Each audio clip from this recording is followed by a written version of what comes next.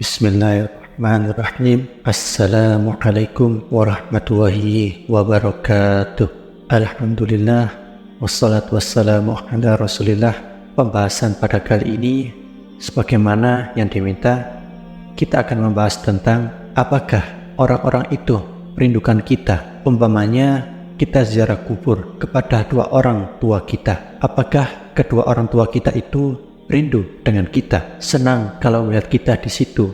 Ini terjadi silang pendapat di antara ulama kontemporer atau ulama mutaqaddimu. Kalau saya mendengar fatwa dari Syekh Shalih Fauzan ketika ditanya apakah orang yang datang ziarah kubur, ketika datang kita ke kuburan itu, orang-orang yang dikubur itu senang dengan kedatangan anaknya ketika menziarahi orang tuanya. Maka kata beliau, iya, senang mereka dengan kedatangan kita, tetapi senang di sini bukan menatap wajah kita. Oh, nampaknya sehat anaknya, alhamdulillah, kan itu maksudnya. Yang dimaksud senang itu karena mereka menanti doa-doa kita. Jadi mereka itu menanti doa-doa kita, bukan karena ziarah kuburnya. Karena ziarah kubur itu manfaatnya bukan kepada orang yang mati, tapi ziarah kubur itu manfaatnya kepada orang yang hidup. Kalau antum ziarah kubur, ibu bapak ziarah kubur, itu manfaatnya untuk kita. Apa manfaatnya untuk kita? Nabi SAW bersabda, "Kuntu nahaitukum an ziyaratil kubur fasuruha fa innaha tadhkiral akhirah." Dulu kata Rasul, aku larang kalian ziarah kubur. Sekarang boleh, silakan ziarah kubur setelah mantap iman para sahabat, karena di zaman itu kan kuburan jadi ajang maksiat, baik kesyirikan ataupun bid'ah. Makanya Rasul melarang, takut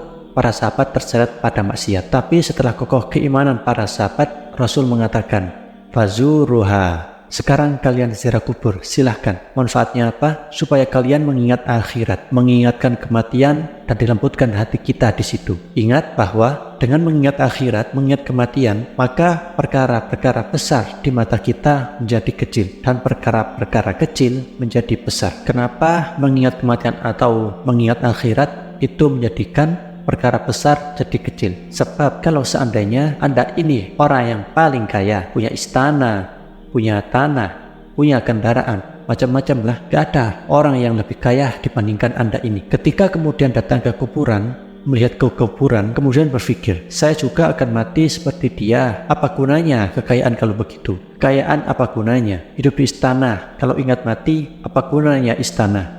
Mau ditinggal juga. Akhirnya kemudian dia pun tidak menganggap itu perkara besar, karena akan ditinggal dengan kematian kan. Itulah kenapa mengingat kematian itu mengecilkan yang besar ataupun membesarkan yang kecil. Umpamanya dia orang susah, tidak sekaya orang-orang kaya, dengan mengingat kematian itu perkara kecil jadi besar. Gak apa-apa, hidup di dunia kan gak lama, nanti ada kehidupan yang lebih baik, yang lebih hebat, yang lebih megah, itulah surga. Akhirnya dia tidak memikirkan kemiskinannya. Dari situ muncullah ridho Allah dengan pemberian Allah, ujung-ujungnya kan ke situ. Dan puncaknya adalah memahami hadis Nabi SAW.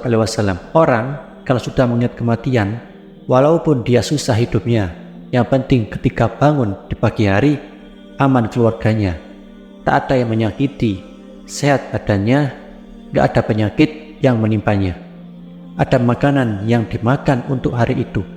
Seolah-olah situ sudah menggenggam dunia dengan segala isinya. Karena manusia itu di dunia cari apa kalau enggak tiga perkara ini kan? Pertama, aman. Orang itu pengen aman. Suami pengen aman dari istri-istri, si istri pengen aman dari suami. Orang tua pengen aman dari anak-anak, sedangkan anak-anak pengen aman dari orang tua. Orang pengen aman dari tetangga, tetangga pun pengen aman dari kita. Gak ada ketakutan, gak ada yang ngancam, gak ada yang membuat takut, gak ada yang disakiti atau diasati. Orang kan pengen aman hidup itu, sebab kalau aman tuh tenang hati, itulah dicari orang. Sampai-sampai orang itu sampai pindah perumahan gara-gara diganggu tetangganya karena nggak aman, terpaksalah pindah rumah dia.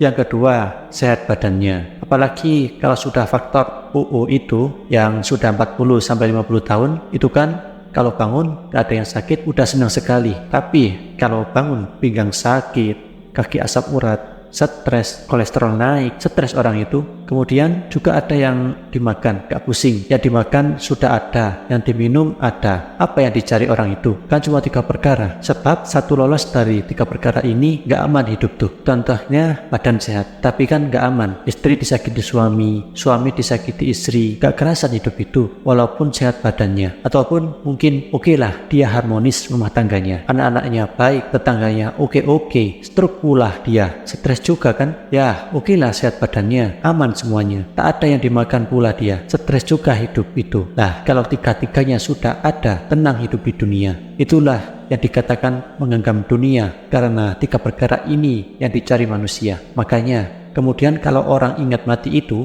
perkara besar menjadi kecil, perkara kecil menjadi besar, karena berujung dari mengingat kematian. Berakhir dengan ridho dengan pemberian. Awalnya ingat mati, ujungnya apa? Ridho dengan pemberian.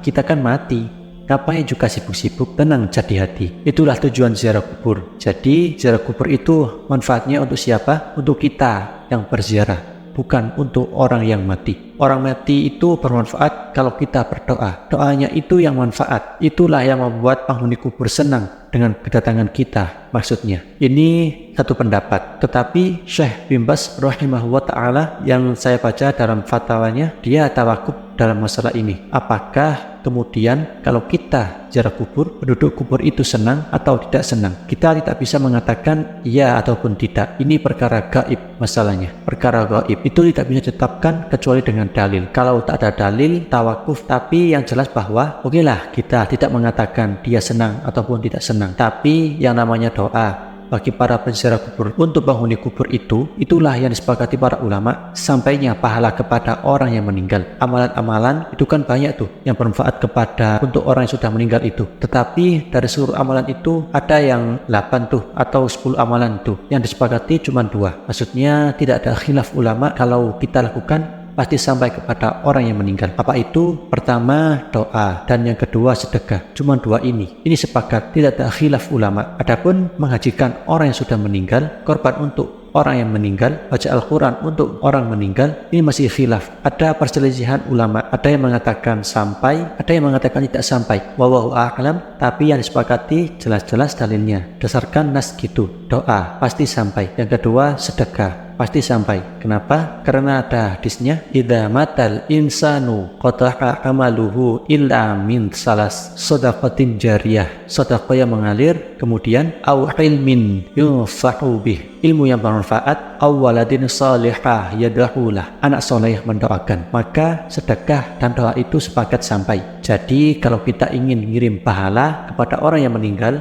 yang jelas-jelas ini berdoa tidak mesti di kuburan. Doa itu di mana saja akan sampai, dan jangan diyakini doa di kuburan lebih sampai dibandingkan doa di masjid. Gak ada keyakinan seperti itu. Justru di masjid ya lebih afdal kalau berdoa kan. Udah rumah Allah tempatnya bersih, tapi ziarah kubur itu berdoa, di situ ada nilai plusnya, yaitu mengingat kematian, melembutkan hati, mengingat akhirat. Makanya di antara salam kepada penduduk kuburan itu salah satu lafadznya, wa inna bikumul lahikun, kami juga akan menyusul kalian, kami juga akan sampai seperti kalian. Jadi terjadi silang pendapat di sini.